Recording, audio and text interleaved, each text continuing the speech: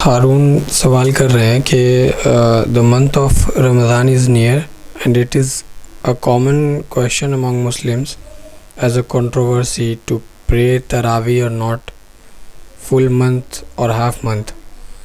Some says reading Quran in namaz, we get this opportunity only in this month. Some says last 10 days are most important. What is the most appropriate way to get maximum benefit from this month, including work, studies, etc.? دیکھیے رمضان کے بارے میں سب سے بڑی بات یہ ہے کہ رمضان خود اللہ کی طرف سے ایک بلیسڈ منتھ کے طور پر بلیور کو دیا گیا ہے. یہ سب سے بڑی بات ہے. قرآن میں کچھ چیزیں کلیئر کی گئی ہیں کہ رمضان میں کیا کرنا ہے خاص طور سے. تو خاص طور سے جو کرنے کا حکم ہے وہ کیا ہے؟ روزہ رکھنا. یہ روزہ 1 مہینے کا روزہ ہر مسلمان مرد اور عورت، بالغ مرد اور عورت پہ فرض ہے. یہ رکھنا ہے. بیمار ہے یا کوئی اور شرعی عذر ہے تو وہ اس مہینے کے بعد وہ اس کو مکمل کر لے. تو روزہ رکھنا. دوسری چیز یہ ہے کہ دین، پورا کا پورا دین، رمضان اور رمضان کے علاوہ، یعنی جو دین ہے، اور دین کا تعلق محض رمضان سے نہیں ہے، آدمی کی پوری زندگی سے ہے. تو دین اور خود رمضان کا قرآن سے بہت گہرا تعلق ہے، بہت زیادہ گہرا تعلق ہے. لہٰذا قرآن میں یہ بتایا گیا ہے کہ قرآن رمضان ہی کے مہینے میں نازل ہوا ہے. تو اس اعتبار سے رمضان اور قرآن کا بہت ہی اسٹرانگ ریلیشن ہے. تو آدمی کو چاہیے کہ رمضان کے مہینے کو خاص کرے قرآن کی انڈرسٹینڈنگ کے لیے. پھر یہ کہ قرآن کا جو مقصد نزول ہے وہ کیا؟ ھدی للناس، قرآن لوگوں کی ہدایت کے لیے ہے. پھر قرآن میں یہ بتایا گیا ہے کہ کتاب انزلناہ الیک مبارک لیدبروا آیاتہ ولیتذکر اولو الالباب.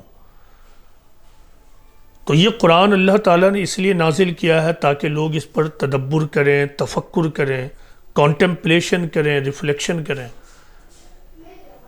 تاکہ عقل والے اس سے نصیحت لیں. تو یہ تو پڑھنے ہی سے ہوگا. تو رمضان کے مہینے میں جو دوسرا بڑا عمل ہے، بڑا عمل، اور جس عمل سے خود روزے کو بھی تقویت حاصل ہوتی ہے، روزے کو بھی مضبوطی حاصل ہوتی ہے، وہ قرآن کو سمجھنا.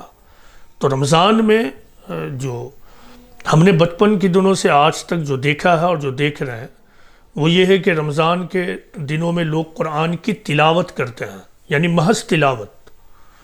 تو تلاوت کا اپنا ایک فائدہ ضرور ہے، لیکن قرآن اصلاً سمجھنے کے لیے آیا ہے.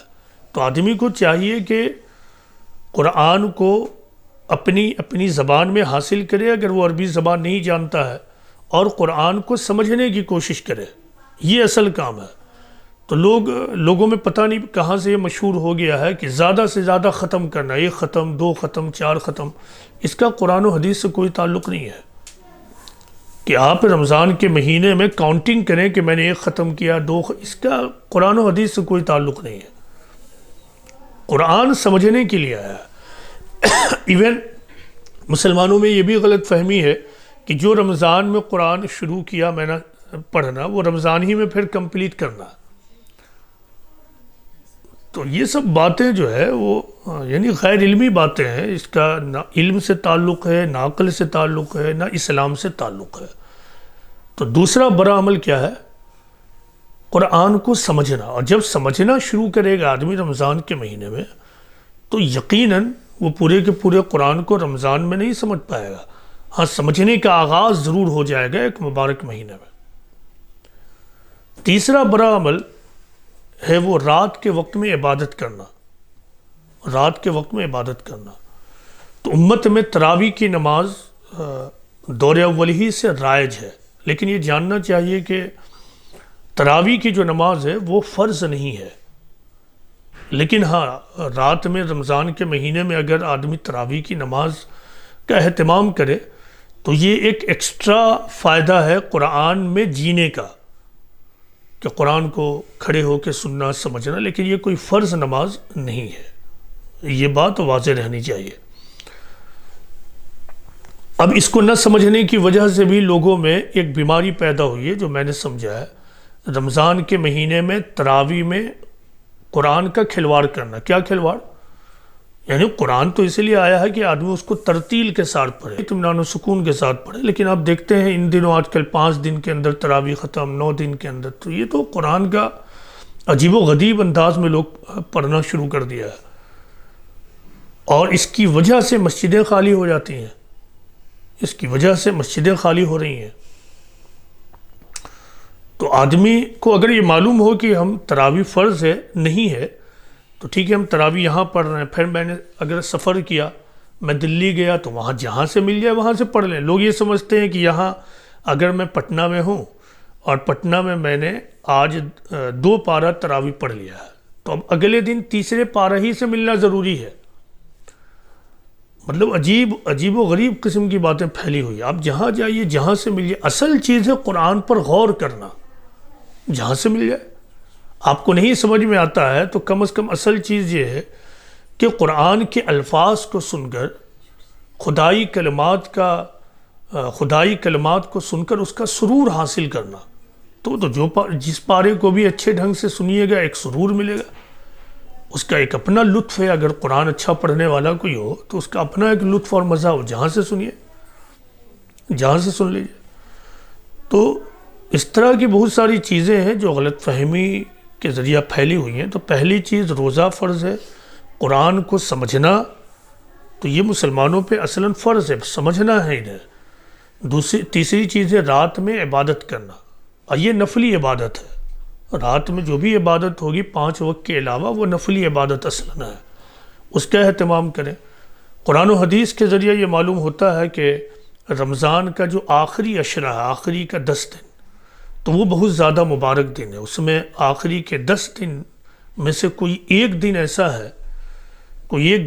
ہے جس میں قرآن و حدیث کے مطابق اللہ تعالیٰ بڑے بڑے فیصلے لیتا ہے، تو اس رات کا اہتمام کرنا چاہیے۔ حدیث سے یہ معلوم ہوتا ہے کہ وہ آخری عشرے کی طاق راتوں میں ہے، تو اس کا اہتمام کرنا۔ تو یہ بنیادی چیزیں ہیں، اور جو ان تمام چیزوں کے علاوہ جن چیزوں کا اہتمام کرنا ہے وہ یہ ہے کہ ہر عمل کرتے ہوئے آدمی اس بات کا عہد کرے کہ ہم رمضان کے علاوہ بقیہ 11 مہینوں میں اسی طرح زندگی گزاریں گے جس طرح رمضان کے دنوں میں ہم زندگی گزار رہے ہیں۔ روزے کا پیغام اور مقصد یہی ہے کہ رمضان کے مہینے میں آدمی انڈر کمپلشن کچھ جائز چیزوں کو چھوڑتا ہے، غیر رمضان میں بغیر کسی کمپلشن کے ناجائز چیزوں کو چھوڑنا ہے۔ رمضان میں جائز چیزوں کو چھوڑ کر اور چھڑوا کر اس بات کی پریکٹس کرائی جاتی ہے کہ رمضان کے علاوہ وقت میں آدمی ناجائز چیزوں کو، انوانٹڈ چیزوں کو چھوڑے اور اس سے بچ کر اپنی زندگی گزارے۔ تو یہی رمضان کا پیغام ہے۔